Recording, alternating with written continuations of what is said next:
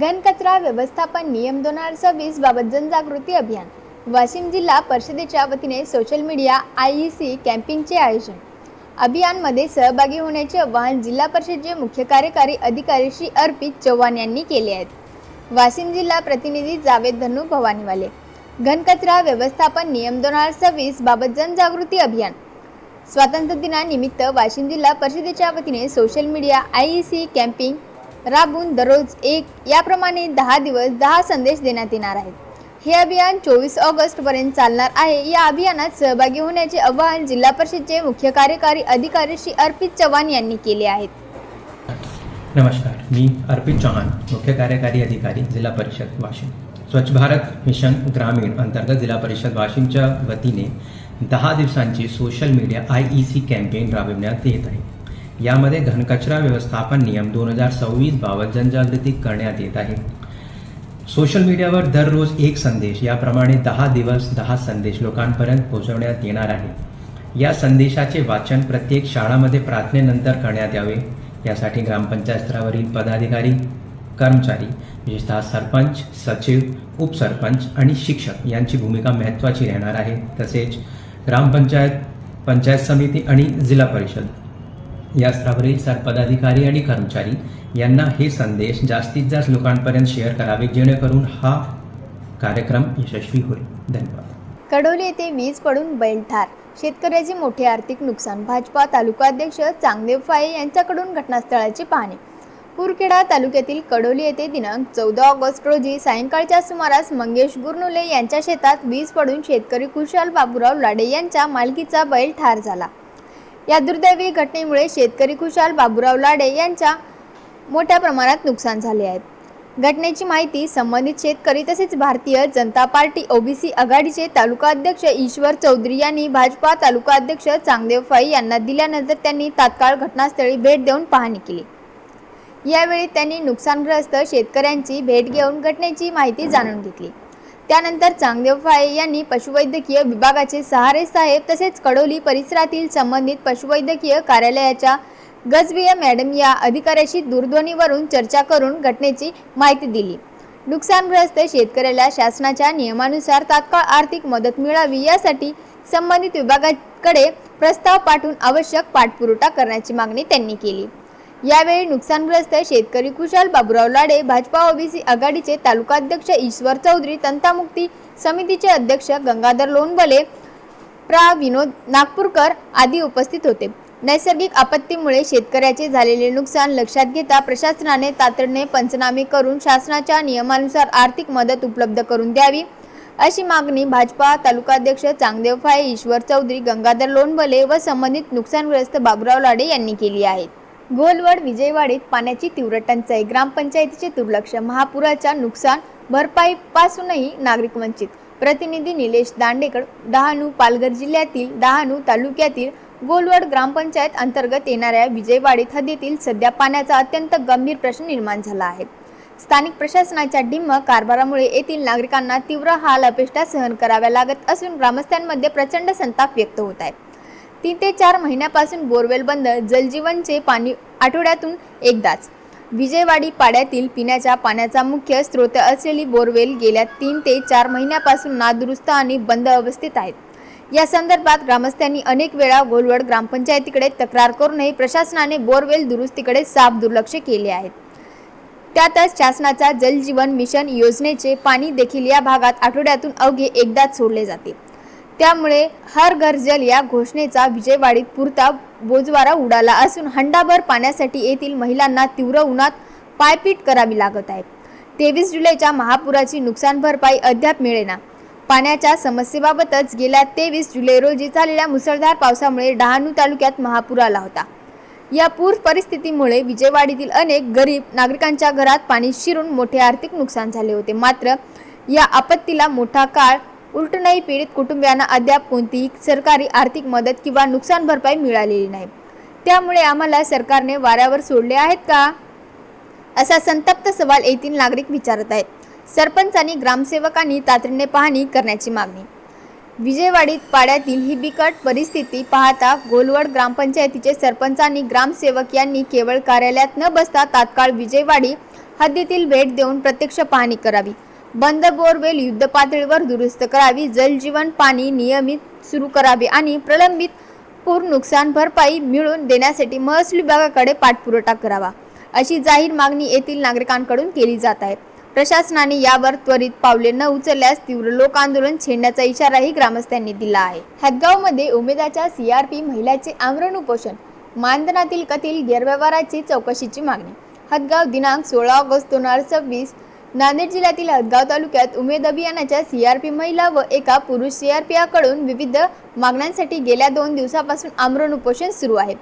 हदगाव येथील तहसील कार्यालयासमोर हे आंदोलन सुरू असल्याचे उपोषणकर्त्यांनी सांगितले.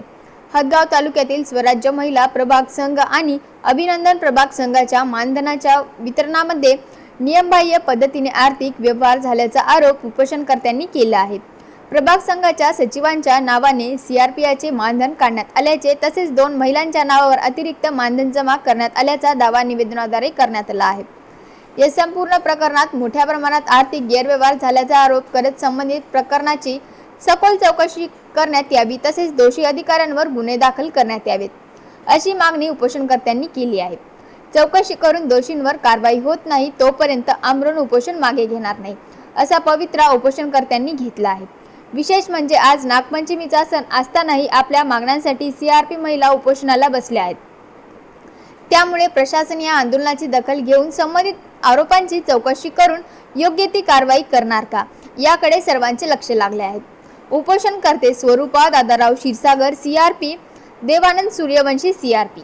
नमस्कार, मी महेंद्र धोंगरे. युवा राज्य न्यूज लाईव्ह मध्ये आपल्या सर्वांचं स्वागत आहे. हदगावच्या तहसील कार्यालयासमोर गेल्या 2 दिवसापासून काही महिला आणि पुरुष उपोषण करत आहेत. नेमकी काय त्याची मागणी आहे आपण त्यांच्याशी आता जाणून घेणार आहोत. दादा, काय नेमकी मागणी आहे, तुम्ही उपोषण करताय? मागणी काहीच नाही सर, आमची मागणी एकच आहे.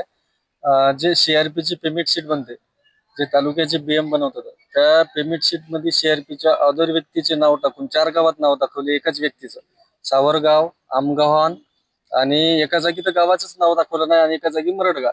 तर 3.5 लाखाचा असा सीआरपीच्या मानधनामध्ये फ्रॉड केला त्या पेमेंट शीट मध्ये.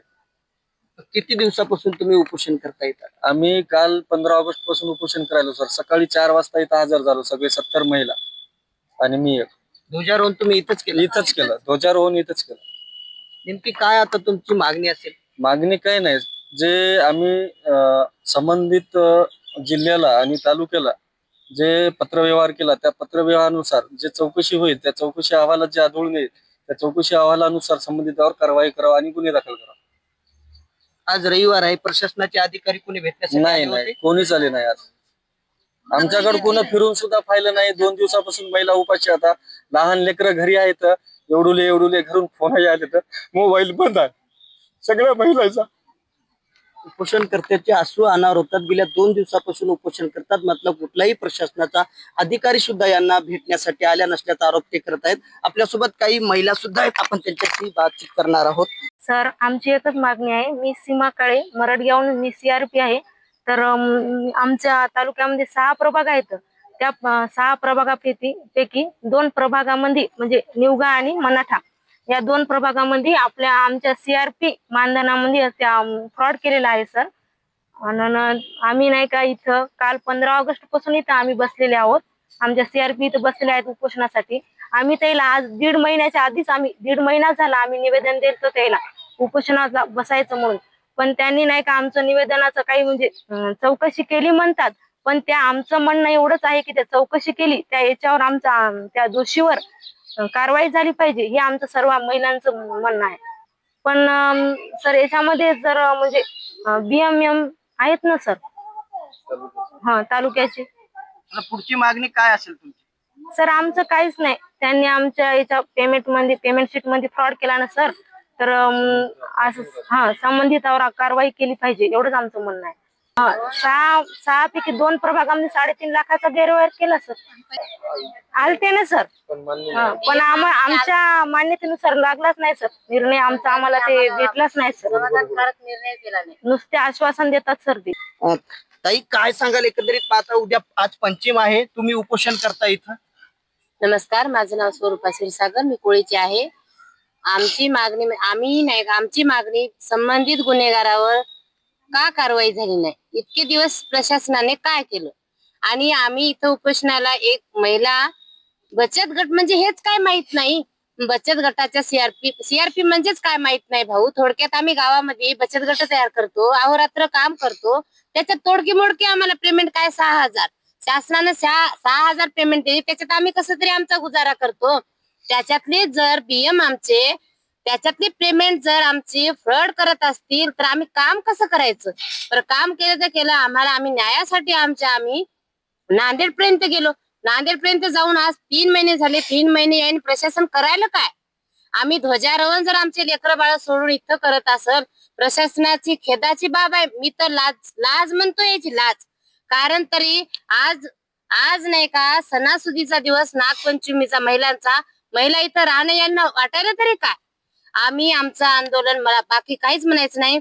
संबंधित गुन्हेगारावर कठोर गुन्हा दाखल करणे आणि आमचा जर समजा आमची जे मागणी आहे पूर्ण नाही झाली, आम्ही असंच उपोषणाला बसू.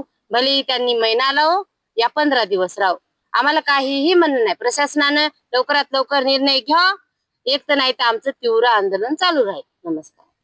तर एकंदरीत पाहायचं गेलं तर हे आहेत सीआरपी, शासनाच्या विविध जे योजना येतात ते लोकांपर्यंत पोहोचण्याचं काम सुद्धा करतात. मात्र त्यांची पगारही गेल्या 6 महिन्यापासून झाले नाही ते म्हणतात. आणि आज विचार केला तर नागपंचमीचा सण आहे, छोटे छोटे बाळ घेऊन ते इथं उपोषण करत आहेत. प्रशासनाचा एक अधिकारी सुद्धा भेटण्यासाठी आला नसल्याचा आरोप त्यांनी केलेला आहे. मात्र प्रशासन आता काय कारवाई करणार की नाही हे पाहणं तितकंच महत्वाचं आहे. महेंद्र धोंगडे, युवा राज्य न्यूज, हातगाव, नांदेड. जाताना हेलिकॉप्टर, परतताना ॲम्ब्युलन्सला धक्का. गडचिरोलीतील रस्त्याची दयनीय अवस्था. गडचिरोलीतील सर्पदंश झालेल्या दीपाली मडावी यांचा जीव वाचवण्यासाठी त्यांना हेलिकॉप्टरने नागपूरला उपचारासाठी नेण्यात आले. उपचारानंतर प्रकृती सुधारल्यानंतर त्यांना ॲम्ब्युलन्समधून घरी आणले जात होते. मात्र जंगलातील खराब रस्ता आणि चिखलमय रस्त्यामुळे ॲम्ब्युलन्स चक्क रस्त्यातच अडकली. त्यातच रस्त्यावर झाडे पडल्यानेही मार्गही बंद झाला. अखेर डॉक्टर आशिष कोरेटी आणि त्यांच्या सहकाऱ्यांनी रात्रीच्या वेळी ॲम्ब्युलन्सला धक्का देत चिखलातून बाहेर काढले आणि झाडे हटून दीपाली यांना सुखरूप घरी पोहोचवले. जाताना हेलिकॉप्टर आणि परतताना ॲम्ब्युलन्सला धक्का. गडचिरोलीतील दुर्गम भागातील रस्ते आणि आरोग्य व्यवस्थेवर पुन्हा प्रश्नचिन्ह उपस्थित. गडचिरोली पासनं समोर 120 किलोमीटर अंतरावर वगैरे एक गाव आहे केहकावाई, ज्या ठिकाणी जपतलाच्या आश्रमशाळेमध्ये सर्पदंशामुळे 3 मुलींचा प्रशासकीय खून झालेला. त्यापैकीच एक दीपाली मडावी, जिला गडचिरोलीवरनं नागपूरसाठी एअरलिफ्ट करून मेडिकल कॉलेजला ऍडमिट करण्यात आलं. त्या ठिकाणी 4 दिवस प्रॉपर ट्रीटमेंट झाल्यानंतर तिला आम्ही तिच्या गावापर्यंत, नागपूरपासून समोर 350 किलोमीटर अंतरावर त्या गावी आम्ही सोडायला आलो. मुख्य हायवे पासनं समोर 9 किलोमीटर पर्यंत या रोडची परिस्थिती तुम्हाला दिसत आहे. पावसाळ्याच्या दिवसात झाड पडून आहे. मगाशी जात असताना आम्हाला आमच्याकडे झाड कापण्यासाठी काही साहित्य नसल्यामुळे आम्ही रोडच्या बाजूने टाकलो गाडी. त्या ठिकाणी अक्षरशः आमची ॲम्ब्युलन्स फसली हो. सर्व लोकांनी 1 तास मेहनत केल्यानंतर धक्का मारून कसं तरी आम्ही गाडी रोडवर आणली. तो कच्च्या रोडवर या कच्च्या रोडवर. त्यानंतर त्या बालीला आम्ही सोडून आलो.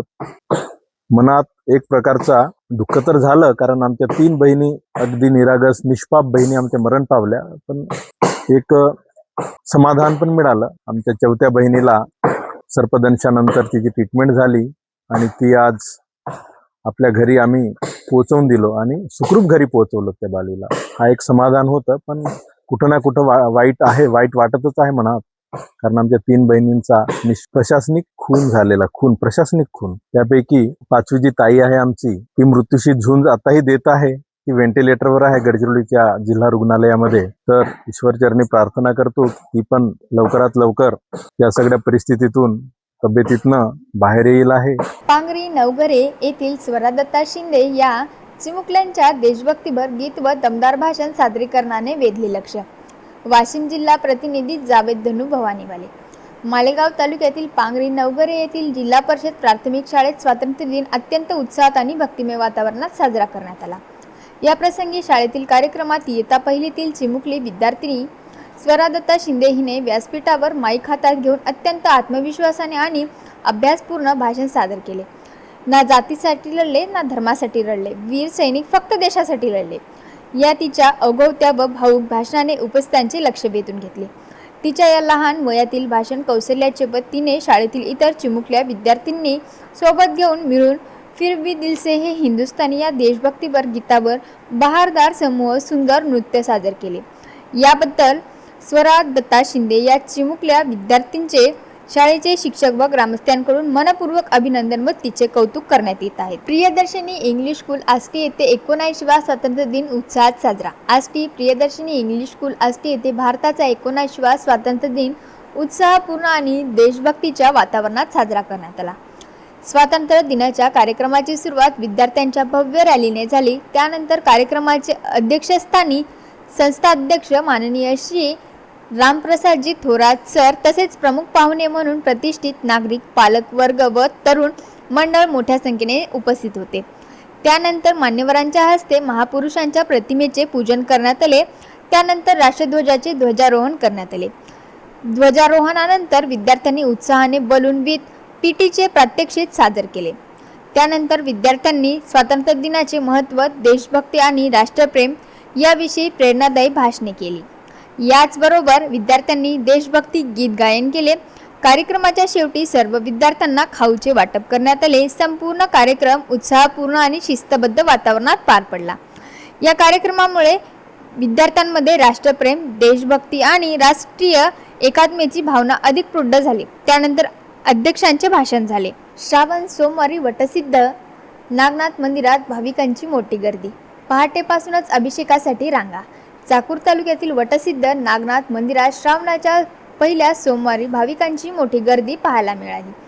पहाटे 4 वाजल्यापासूनच अभिषेक आणि दर्शनासाठी भाविकांची गर्दी सुरू झाली होती. पंचक्रोशीतील भाविकांनी दर्शनासाठी लांबच लांब रांगा लावल्या होत्या. यावेळी मंदिरात नाथपंथी महाराजांच्या वतीने होम हवन करण्यात आले. भक्तिमय वातावरणात श्रावण सोमवार मोठ्या उत्साहात साजरा करण्यात आला. आदेश अलक निरंजन. मी वटसिद्ध नागनाथ शिष्य नवनाथ महाराज. गेल्या वर्षी आम्ही या वडा झाल्याकाळी तपश्चर्या केली होती 33 दिवसाची. त्यावेळेस आम्ही तक्षक नाग यांची मूर्ती बसवली होती. याही वर्षी आम्ही नागपंचमी निमित्त महायज्ञ कार्यक्रम आयोजित केला होता वडवळ नागनाथ तालुका चाकूर जिल्हा लातूर येथे.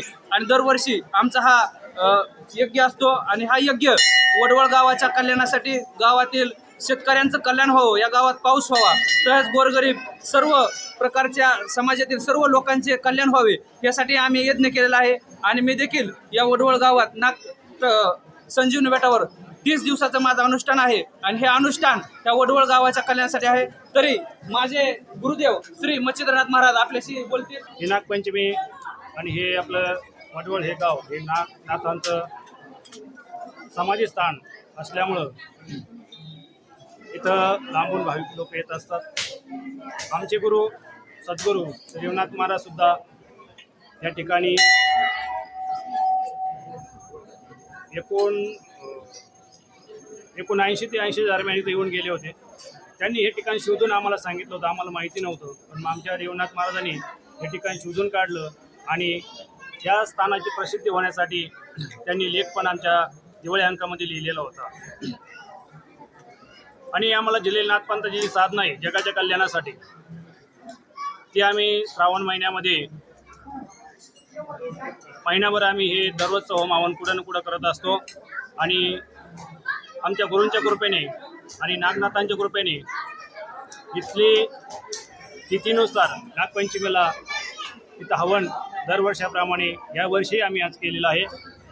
हे हवन इथं येणाऱ्या भाविकांसाठी, या गावांसाठी, इथं कुठल्याही प्रकारचं संकट येऊ नये, याला सुख, शांती, आयुष्य, आरोग्य लाभावं, समृद्धी लाभावं यासाठी हे नाथपंथाचं हवन, देवनाथ महाराजांनी दिलेली ती सेवा आम्ही नागनाथांच्या चरणी दरवर्षी करतो. अशी सेवा आमच्याकडून सातत्याने करून घ्यावा अशी प्रार्थना मी नागनाथांच्या चरणी करतो. दोंडाईचा खानदेश कुलदैवत कानुबाई मातेची वाजत गाजत विसर्जन मिरवणूक. दोंडाईचा येथे खानदेश कुलदैवत कानुबाई मातेची विसर्जन मिरवणूक मोठ्या उत्साहात पार पडली. श्रावणाच्या सुरुवातीला साजरा होणारा हा 1.5 दिवसाचा उत्सव दरवर्षी मोठ्या जल्लोषात साजरा केला जातो. रविवारी स्थापना करण्यात आलेल्या कान्हूबाई मातेचा सोमवारी पारंपरिक पद्धतीने निरोप देण्यात आला। महिलांनी कान्हूबाई मातेच्या गीतांवर फुगडी खेळत आनंद उत्सव साजरा केला। यावर्षी पावसाने दडी मारल्याने शेतकरी आणि नागरिकांनी चांगल्या पावसासाठी कान्हूबाई मातेला साकडे घातले। या मिरवणुकीत नगरसेवक प्रवीणभाऊ महाजन, हितेंद्र महाले, जितेंद्र सिंग गिरासे यांच्यासह दोंडाईचा शहरातील नागरिक मोठ्या संख्येने उपस्थित होते। शिक्षण क्षेत्रातील विविध मागण्यांसाठी जागर प्रतिष्ठान आक्रमक, प्रशासनाला दिले निवेदन। अमळनेर शिक्षण क्षेत्रातील विविध प्रलंबित प्रश्नाकडे शासनाचे लक्ष वेधण्यासाठी जागर प्रतिष्ठान महाराष्ट्र राज्य यांच्या वतीने उपविभाग अधिकाऱ्यांना निवेदन देण्यात आले आहे। 15 ऑगस्ट 2026 पासून आमरण उपोषण करण्याचा इशाराही या निवेदनातून देण्यात आला आहे। जागर प्रतिष्ठानचे जिल्हाध्यक्ष साहिल पाटील अभाटे यांच्या नेतृत्वाखाली हे निवेदन सादर करण्यात आले आहे। निवेदनात शिक्षण विभागातील गैरप्रकारांवर कारवाई, जिल्ह्यातील शाळांमध्ये आवश्यक शिक्षकांची उपलब्धता तसेच विद्यार्थ्यांना दर्जेदार शिक्षण मिळावे यासाठी विविध मागण्या करण्यात आल्या आहेत। शिक्षणाचा हक्क कायदा 2009 नुसार विद्यार्थी शिक्षक गुणवत्तराचे काटेकोर पालन करावे, शाळांमधील प्रशासकीय व शैक्षणिक कामांचा भार कमी करावा, विद्यार्थ्यांना शुद्ध पाणी, स्वतंत्र स्वच्छतागृह, वीज, ग्रंथालय आणि इतर मूलभूत सुविधा उपलब्ध करून द्याव्यात अशा मागण्या निवेदनात समावेश आहेत। तसेच शिक्षक भरती, बदली, समायोजन आणि इतर प्रशासकीय प्रक्रियांमध्ये पारदर्शकता ठेवण्याची मागणी करण्यात आली आहे। मागण्यांवर तातडीने सकारात्मक निर्णय न झाल्यास 15 ऑगस्ट पासून आमरण उपोषण सुरू करण्यात येईल असा इशाराही जागर प्रतिष्ठानने दिला आहे। आता प्रशासन या मागण्यांवर काय निर्णय घेते याकडे शिक्षण क्षेत्राचे लक्ष लागले आहे। नमस्कार, जय शिवराय, जय शंभो। आज जिल्हा परिषद शाळा ज्या मोडकळीस आलेल्या आहेत, ज्या बंद होत चाललेल्या आहेत, प्रशासनाचं धोरण आज या शाळा नष्ट करायचं, गोरगरिबाचं शिक्षण नष्ट करायचं, याला जबाबदार कोण? आपण म्हणतो की याला प्रशासन जबाबदार, याला जेवढं प्रशासन जबाबदार आहे प्रशासनाला तर हे खर्च बंद करायचा आहे। शिक्षकाला जे 80-90 हजार रुपये, 1 लाख रुपये जे पगारी आहेत त्या बंद करायच्या आहेत। प्रत्येकजण आपला फायदाच बघणार, प्रशासन स्वतःचा फायदा बघायचा। पण यामध्ये प्रमुख शिक्षकाची ही खूप मोठी चूक आहे, मुख्याध्यापकाची। ज्या शाळाची गुणवत्ता जी ढासळत चाललेली आहे, जे शाळामध्ये जो अपहार होत चाललेला आहे, भ्रष्टाचार होत चाललेला आहे, हा पण थांबला पाहिजे। आज शिक्षकांच्या अनेक प्रतिक्रिया आलेल्या आहेत की बाबा असं आहे तसं आहे, बरोबर आहे। या ज्या जबाबदाऱ्या तुमच्यावर ज्या BLO असतील, अतिरिक्तच्या ज्या जबाबदाऱ्या दिलेल्या आहेत ह्या काढल्या पाहिजे, बरोबर आहे। पण त्यासाठी तुम्हाला ही तुमची गुणवत्ता, विद्यार्थ्याची जी गुणवत्ता आहे ती खालवत चाललेली आहे। सर्व शाळा नाही, पण काही शाळा अशा मोडकळीस आलेल्या आहेत त्याला जबाबदार फक्त शिक्षक, मुख्याध्यापक आणि तिथलचा जो स्टाफ आहे तो स्टाफ आहे।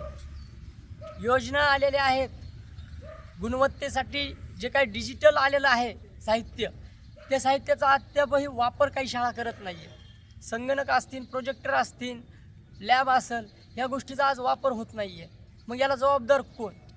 शिक्षकांनी ते दिलं पाहिजे। आज शिक्षकालाच MSCIT नॉलेज नाही आहे। प्रशासनाने ज्यावेळेस MSCITची सक्ती केली त्यावेळेस प्रमाणपत्र घेण्यात आले प्रॉपरली। काही शिक्षकाला आजही MSCIT कम्प्युटरचं नॉलेज नाही, मग ते काय शिकू शकणार? आज डिजिटल शाळा होत आहेत, पण जिल्हा परिषद शाळा मागे आहे। त्यामुळे ज्यावेळेस पटसंख्या कमी होत आहे याला जबाबदार कोण? मग जे 12वी 15वी ग्रॅज्युएशन झालेले मुलं मुली प्रायव्हेट शाळेवर काम करत आहेत, ते पालकांना कन्व्हिन्स करू शकतात, ते गुणवत्ता दाखवू शकतात, ते आपली शाळा डिजिटल करू शकतात, सगळ्या गोष्टी देऊ शकतात। मग आपण का देऊ शकत नाही? आपलंही TET, BEd, DEd, CET ह्या गोष्टी सगळ्या झालेल्या आहेत। तुम्ही पात्र शिक्षक आहात आणि मला तरी वाटतंय की क्वालिफिकेशन इतर शाळापेक्षा, प्रायव्हेट शाळापेक्षा आपल्या जिल्हा परिषद शाळेच्या शिक्षकाचं जास्त आहे आणि त्यांच्याकडे आहे गुणधर्म, पण ते वापरत नाही। ते देऊ शकतात, क्वालिटी देऊ शकतात, पण ते फक्त आळस करतात, कंटाळा करतात।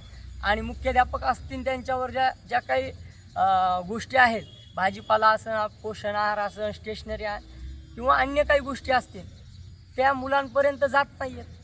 आज खिचडीची क्वालिटी नाही आहे, ड्रेसची क्वालिटी नाही आहे। आज ज्या काही भौतिक सुविधा त्या मुलांना आलेल्या आहेत त्या फक्त आणि फक्त मुख्याध्यापक शिक्षकामुळेच त्यांना मिळत नाही आहेत। ही स्थिती आपणही बदलली पाहिजे। जिथं जिथं पाठपुरावा करायची गरज असेल शिक्षकासाठीही काही मागण्या असतील, त्या मागण्या आम्हीही तुमच्या बाजूच्या मागण्या प्रशासनापर्यंत पाठवू, त्याचा आवाज उठवू. पण तुम्हीही आमच्याकडे हाक देण्याची गरज आहे. आम्ही साथ निश्चितच देऊ.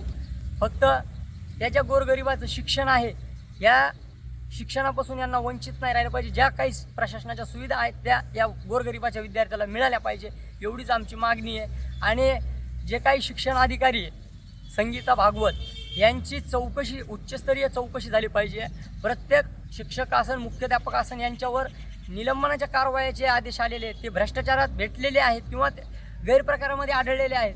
त्यांच्यावर या बाईने कसल्याही प्रकारच्या गुन्हे दाखल न करता, निलंबित न करता, काहीच न करता त्यांना जशास तसे जागेवर प्रकरण दाबण्यात आलेलं आहे. ही चौकशी झाली पाहिजे आणि दोषींवर कारवाई झाल्या पाहिजे, एवढीच आमची मागणी.